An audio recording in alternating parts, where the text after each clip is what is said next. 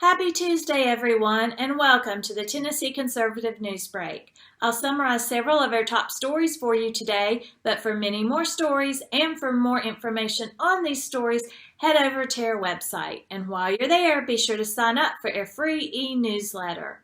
And please consider supporting us with any donation amount. If you donate $50 or more, we'll send you a proud Tennessee Conservative stainless steel tumbler, and for any amount you give, we'll send you 2 proud Tennessee Conservative bumper stickers and a directory of your state officials that includes their contact information. Now let's get to the stories for today. Sexual abuse in the church is one of the highly contested topics for the discussion at this year's Southern Baptist Convention as thousands of church members gather in Nashville. Several members of the executive committee faced numerous accusations of mishandling claims of sexual abuse along with mistreating and intimidating victims, among other accusations.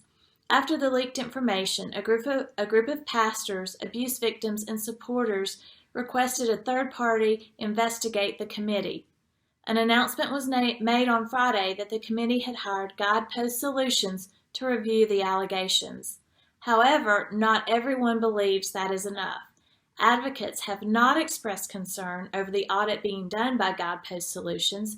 Instead, their concern is with the executive committee having complete control over the hiring of the auditors and having control over what is reported to the public. Jared Wellman, a Texas pastor and member of the executive committee, made a motion Monday to create a task force to help oversee the investigation. He recommended that members of the task force be appointed by the new Southern Baptist Convention president. According to Wellman's proposal, the investigation would be expanded to include all paid, appointed, and elected leaders or staff of the executive committee, the convention, and other church assemblies. It would cover both current and former leaders and staff. Wellman also proposed that findings of the investigation be reported publicly without being edited or approved by the executive committee first. Wellman's proposals were voted down by the executive committee. Next today, United States Senator Bill Hagerty joined Senate Banking Committee Ranking Member Pat Tomey and all Republican members of the committee in urging the Securities and Exchange Commission to reject any proposals to implement new global warming disclosures, reminding the SEC that it is the job of Congress to set environmental policies, not the unelected SEC. In a letter to the SEC chair, the senators wrote, "We do not believe that any further securities regulations to specifically address global warming are necessary or appropriate, and will only serve to further discourage firms from becoming publicly traded, thus denying significant investment opportunities to retail investors."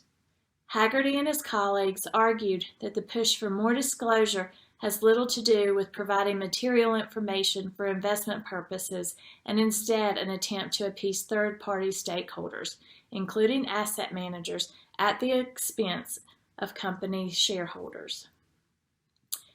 And do you want to take action to protect your liberties?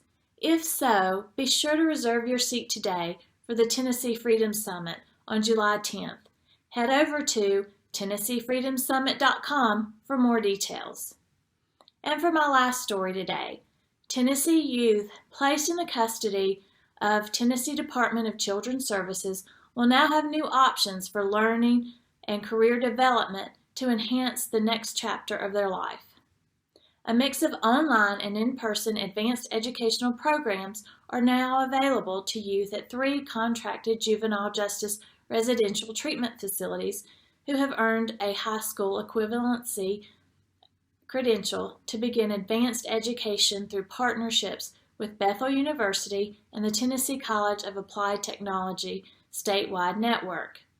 Depending on the options chosen by young men and women participating in the higher education programs, they can earn college credit toward an associate degree or begin a vocational track by the time they leave the youth treatment facility and return to their communities.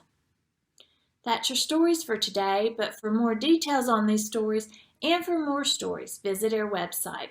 And while you're there, subscribe to our free e-newsletter. And if you like what we're doing, please consider supporting us by donating any amount you can at TennesseeConservativeNews.com/support. Thanks, guys, and I'll see you next time.